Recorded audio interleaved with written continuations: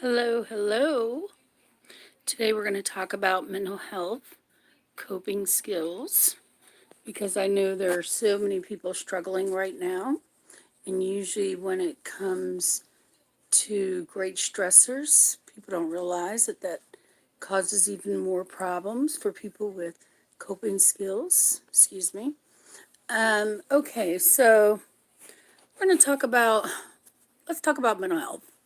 Let's talk about how do you get through with all this negativity on the news about Trump and Pence and just the whole thing of it.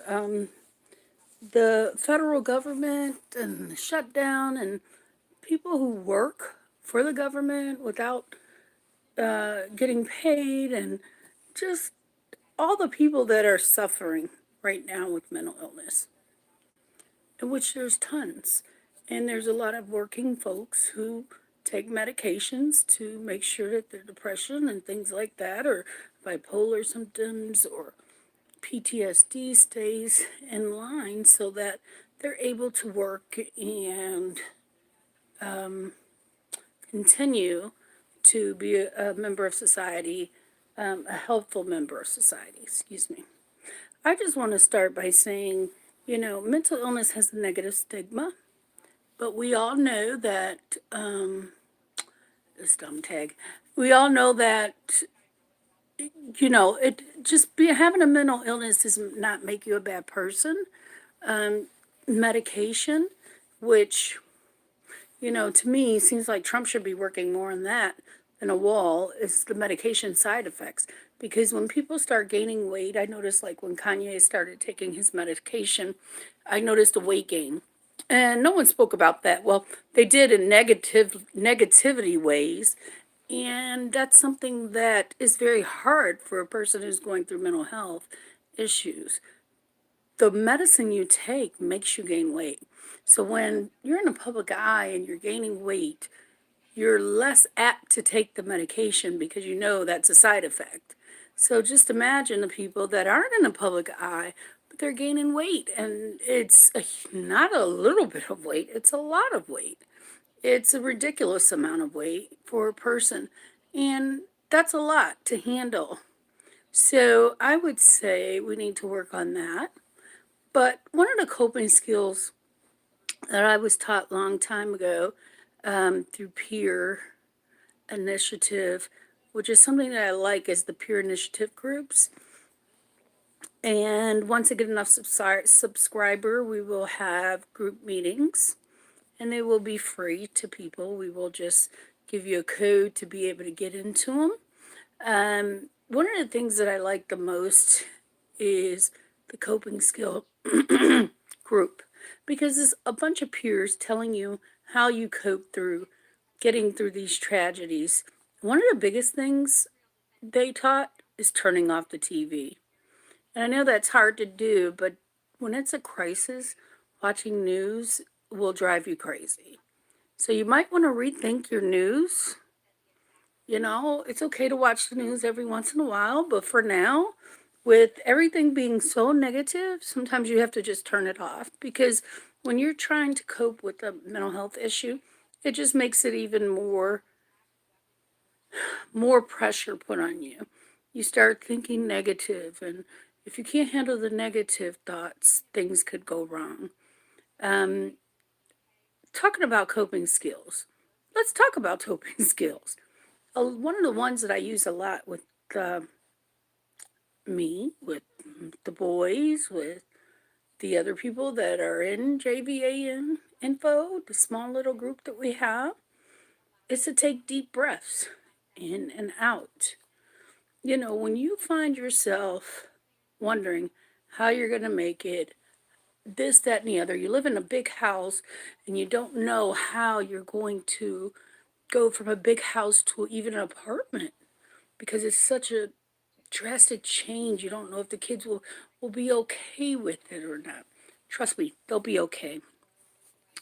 How do I know? Because I had to do it. When I went through my divorce, we lived in a huge, huge house. And one of the biggest things I worried about was, will my children be okay moving from a big house to an apartment? And what I found out, it was more me than them. They didn't care. They could care less about the house.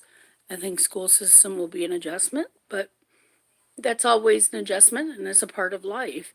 So if you get to the point where you know you can't afford this mortgage right now and you need to move to an apartment before your credit gets worse, do what you have to do to survive. I mean, only you know what you need to do to survive. If you're going to live it out and ride it out until the bankruptcy courts come or whatever, until you can hopefully get your back pay, because he did just sign a back pay motion for federal workers, maybe you can do that.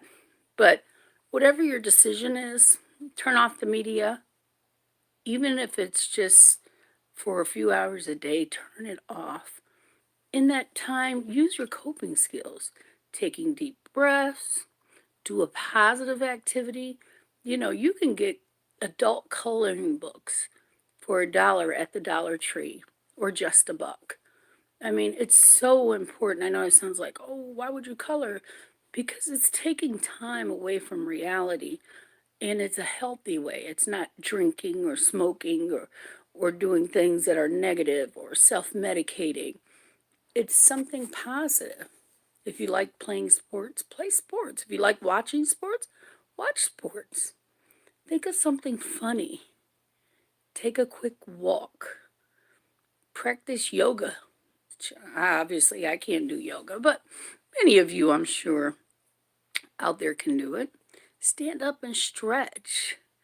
And you know, the one thing that kept me going through everything I've ever been through is I listen to music. When you listen to music, to me, it could be motivational. It could be whatever you want it to be. If you like Cardi B, you like Cardi B. If you like country, you like country. If you like Celine Dion, you like Celine Dion. Whatever mood you're in, to listen to whatever is going to create a positive smile on your face and memories and just a fun time. Go back to music. You know, it's weird because I found out that with Alzheimer's, they use music as therapy, because although they may not be able to tell you who you are, they can remember sometimes the music that they played, and they can go back towards reality. So I'm telling you, music is a great way to get through life's challenges. Taking a time out, meaning taking literally a time out. Even if you have to go in a room, even if it's the bathroom, shut the door and think to yourself. Also, strategizing, coming up with a plan. Ask someone that you trust, if it's a neighbor, if it's a family member, can they watch your children for an hour? Please, to give you that break. And that break, you take a bath. You have candles. You watch a video. Something you never do. Go on YouTube, find a movie. There's so much you can do to motivate yourself and keep yourself abreast of what's going on, but not really. Staying away from all the negativity. No, nothing about a wall, nothing about food, nothing about where your next meal is coming from. Just take an hour to get that relaxation, to bring you back to reality that this too shall pass, and what will be, what will be, and you'll learn how to make it with whatever it will be. So please, please, please take that hour, use it wisely to take deep breaths in and out. If you can't take a bath, take a long shower. If you can't take a long shower, you're going to have to come up with some creative ways. Make something. Make a snowman out of a piece of paper. Like I said, a Dollar Tree. If you can get $1, borrow $1, because that dollar can go to a coloring book, or even they have regular books. If you love to read, they have dollar books at the Dollar Tree.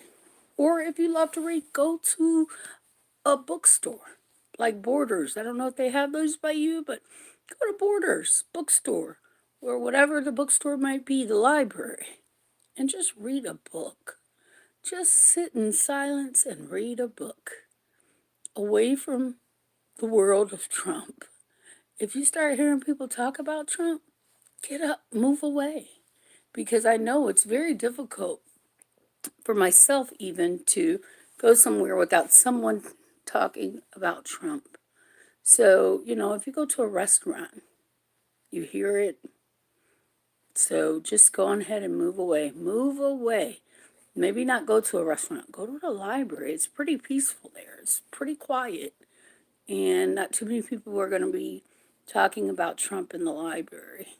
If they do, again, you can move away.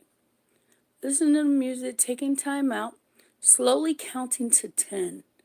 Those are instant get yourself together moments when you feel like you're in line for food and someone's being obnoxious or they're just being rude or treating you like you're less than a human being or something that's just really bothering you.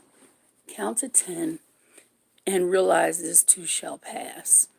And you have to do this for your family. You can't get so upset that you say, forget it, because guess what? Your family won't eat. So sometimes you have to suck it up and just deal with the ignorance of people. And you learn that, the people that you walked on you. Those are the same people who's going to come back to see you. So don't try and play God. Just simply just take a few deep breaths in and out and do what you came to do while you're there. It's unfortunate that sometimes there are people that work in the system of helping and they treat it like it's their money or their food they're giving out, like you've never ever did anything in your entire life. That's how some people treat you. And it's unfortunate. I mean, a lot of people will tell you that if you apply for benefits, how people treat you when you apply. There are a lot of good workers, but there are so many workers who treat you like you're a piece of crap, like you're less than nothing. They don't want to take the time to explain anything. They have attitude as soon as you get to the window, to the door. It's just horrible. But no one speaks about it because no one wants to make waves. No one wants major changes that are going to be actually against you. So they just go on with it. And that's what you're going to have to do. You're going to have to suck it up, until you can get back to work, and then you can make your complaint about what's going on in the communities. And hopefully they will switch some things around. And it's unfortunate that, it seems like the middle class is being wiped out. It'll just be rich or poor. It's really unfortunate. It's really sad that we don't have more people to help in this crisis. I thought we would, but I guess I was wrong. I'm not perfect, so, and nor I'm sure are you. Talking to an adult, talking to a friend, close your eyes when you're relaxing. Say, I can do this. We have this saying that says, fake it till you make it. When you're down and you're at your lowest point, that's when you have to fake it till you make it. Like that part that says, I can do this. I can do this. I can do this. I can do this. I can do this. I can do this. When I separated from my ex, I played I'm a Survivor, and that song got me through. That song got me through so much. I played it over and over and over and over and over again. I played some Yolanda Adams. I just played a lot of different music that were upbeat. Like, she said, this battle isn't yours, it's the Lord. I mean, I just played music that was going to keep me on a positive beat. And no matter what I was going through, I could still feel like there's a light. It was a dim light, but there was a light in that tunnel. And that's what you have to do, because you don't want to think about suicide. And, you have your kids to still live for. You have family that love you. You're not alone. And I know it feels that way when you're down and out and you have no one around you, but you're not alone. Just remember that. Read a good book. Set a goal. Jog in place. Write in a journal. Listen to that song. When people are getting on your nerves, hum the song. You can doodle on paper. You could draw a picture. If you like cleaning, clean something. Of course, I wouldn't do that because I don't like cleaning. Use a stress ball, dance, write a letter, look at pictures, excuse me, that you've taken. There's a lot of funny things on Facebook that you can watch. Funny videos. Watch some funny videos. Watch TV that's positive. Stay away from the media for now until you can get back to things, get back to where they need to be. I'm not saying give up on all videos, no. Obviously, you're going to have to watch some news so that you know what's going on. Excuse me, sorry. Yeah. But I'm telling you that you can do just about anything you want to do in this world. You know? But just make sure that you keep focused on what's important. What's important is your family, you. You matter. You're not alone. If you're suffering from mental illness, you're not alone. There's millions of people suffering right with you who are going through this crisis right with you. You're not alone. So please share this video. Please subscribe. There'll be more videos to come. And goodbye.